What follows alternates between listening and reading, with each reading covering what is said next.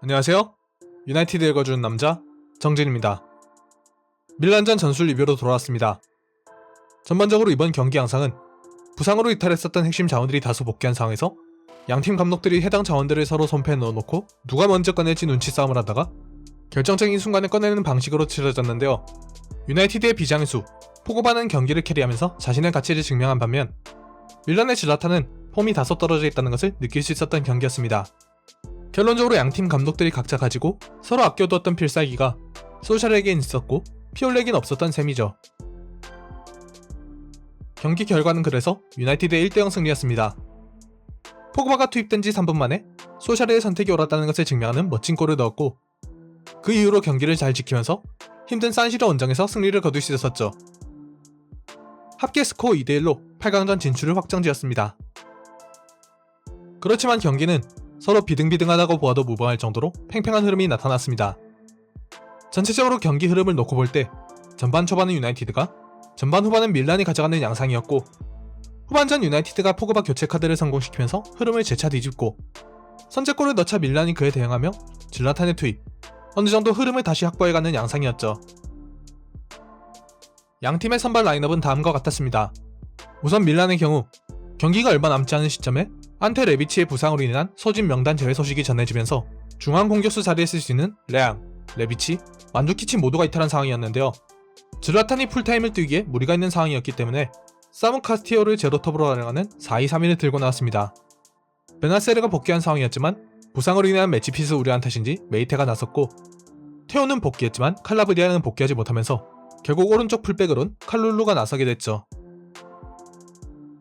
유나이티드 역시 포그바가 복귀하긴 했지만 풀타임 소화에는 무리가 있다고 판단한 탓인지 벤치에서 경기를 시작하게 되었습니다.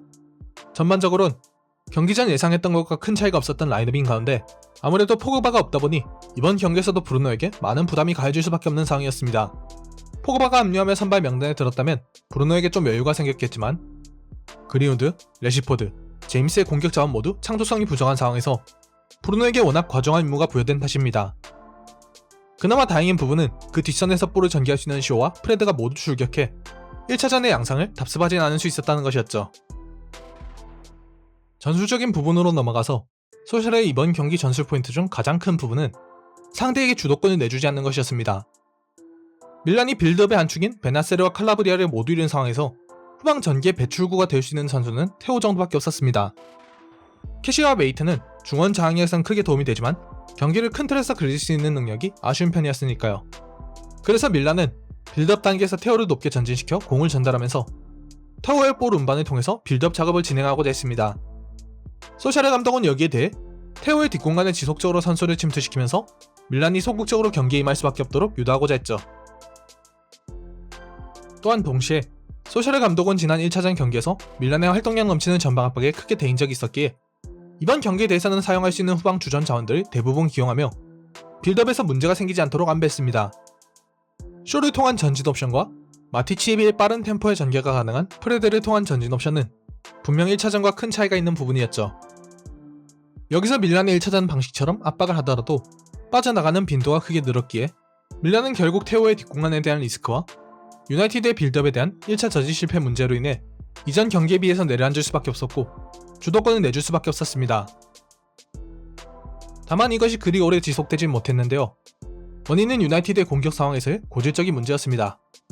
앞서 라인업을 불러들이며 언급했듯 유나이티드는 브루노를 제외하고 이렇다 할 창조자를 스쿼드에 갖추지 못한 상황이었습니다. 결과적으로 아무리 측면으로 공격을 잘 전진시켜도 여기서 측면 자원들이 돌파나 박스 안 정확한 투입을 해내지 못하면서 밀란이 굳이 내려앉아서 수동적으로 플레이할 필요가 사라진 것이었죠. 그래서 피올리 감독은 측면에서 승리하여 대형을 전진시키겠다는 의사를 명확히 보였습니다. 밀란은 좌우 윙어들을 수비 지역으로 불러들여 전방 압박보다는 후방, 측면 지역에서의 압박에 힘을 더하면서 흐름을 되찾아가기 시작했죠. 사이드백들을 넓게 펼쳐 유나이티드의 측면 자원에 붙여서 전개를 방해하였습니다.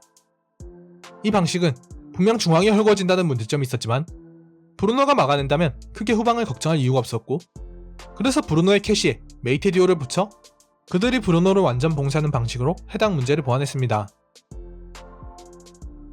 이렇게 대형이 전체적으로 전진하면서 생긴 가장 큰 변화는 이제 테오가 전진하더라도 리스크 관리가 가능해진다는 것이었습니다. 수비 라인 자체는 낮은 상태에서 테오만 전진한다면 그 벌어진 간격만큼 측면 뒷공간이 열리는 문제가 생기지만 수비 라인을 끌어올리고 테오를 전진시킨다면 옵사이드 라인에 의해서 죽은 공간이 배제되므로 그만큼 리스크를 관리하기가 수월해졌죠. 동시에 전반적으로 공격과 수비 사이 동적인 폭이 줄어듦에 따라 유나이티드의 압박에 역압박을 거는 방식으로 대처도 가능해졌습니다. 밀란의 빌드업 작업이 개선되고 반대로 유나이티드는 역압박에 직면하게 되었죠. 여기서 이번 시즌 극악의 대진운 때문에 컵대에서도 제대로 로테이션을 가동하지 못하며 체력적인 문제를 지속적으로 안고 있는 유나이티드가 점차 서서히 밀리게 되면서 경기는 밀란 쪽으로 흐름이 넘어가기 시작했습니다. 그리고 이 과정에서 가장 핵심이 되었던 포인트 하나는 밀란이 유나이티드의 압박을 역용하는 방식이었는데요.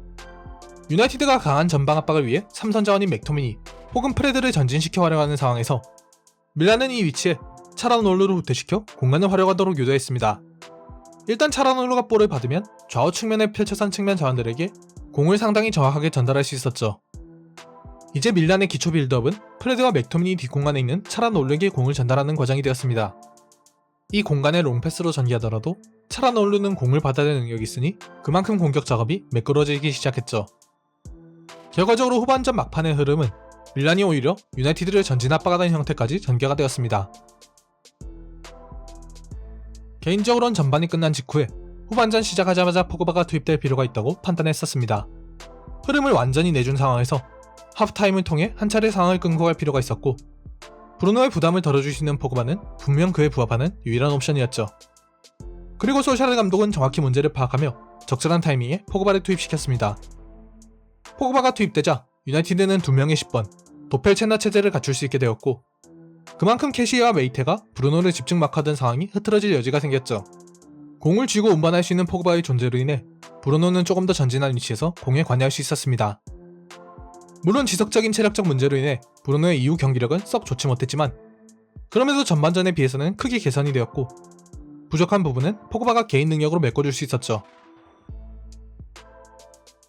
그리고 교체로 인한 어수선한 타이밍을 틈타 유나이티드는 귀중한 선제골을 넣을 수 있었습니다.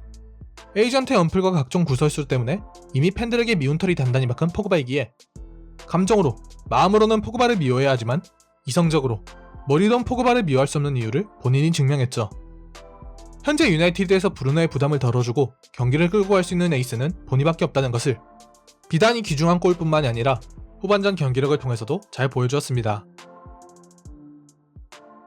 이후 밀란은 이에 질세라 질라탄을 투입하면서 마찬가지로 승부수를 두었습니다. 다만 유나이티드에게는 운이 좋게도 포그바가 복귀하자마자 좋은 폼으로 경기를 캐리한 것에 비해서 질라탄은 이번 경기 매치핏이 거의 올라오지 못한 모습을 보여줬는데요. 지속적으로 옵사이드 위치에서 빠져나오지 못했고 본인에게 전달될 수 있는 공을 사전에 잘라내는 유나이티드의 대응에 대해서 꽁꽁 묶이는 양상이 나타났습니다. 결국 피올리 감독은 브라임 디아제를 투입해 드리블 옵션을 추가하면서 질라탄과 뒷선 간의 연결 고리를 보강하려 했지만 결과적으로는 시간이 충분치 못해 실패하고 말았죠. 게다가 유나이티드의 수비진이 훌륭한 집중력을 유지한 채로 중요한 찬스들마다 잘 막아내면서 결국 경기는 1대0 유나이티드의 승리로 마무리되었습니다. 밀란은 분명 만만치 않은 상대였습니다. 다만 풀주전 대 풀주전으로 맞붙기에는 양팀 모두 상황이 여의치 못했고 감독들도 추후 시즌 운영을 고려하여 복귀자들을 좀 아끼면서 경기에 임했죠. 그리고 결과적으로 양팀 감독들이 필살기처럼 꺼내든 포그바와 질라탄 카드 각각에 대해서 포그바는 성공적으로 경기를 뒤흔든 듯 반면 질라탄은 그러지 못하면서 양팀이 가져가는 경기 결과가 서로 달라졌습니다. 중요한 일전에서 훌륭한 전술 공방을 펼치면서 서로 약점을 파고들었던 두 감독들에게 박수를 보내며 밉지만 미워할 수 없는 포그바에게 오늘만큼은 찬사를 보내며 오늘의 리뷰는 여기서 마치도록 하겠습니다. 오늘의 영상은 여기까지입니다. 영상이 유익하셨다면 좋아요와 구독, 알림 설정까지 부탁드립니다. 다음번엔 더 알차고 재미있는 유나이티드 이야기로 찾아오겠습니다. 시청해주셔서 감사드리며 다음 영상에서 뵙겠습니다. 지금까지 유나이티드를 거주는 남자 정진이었습니다.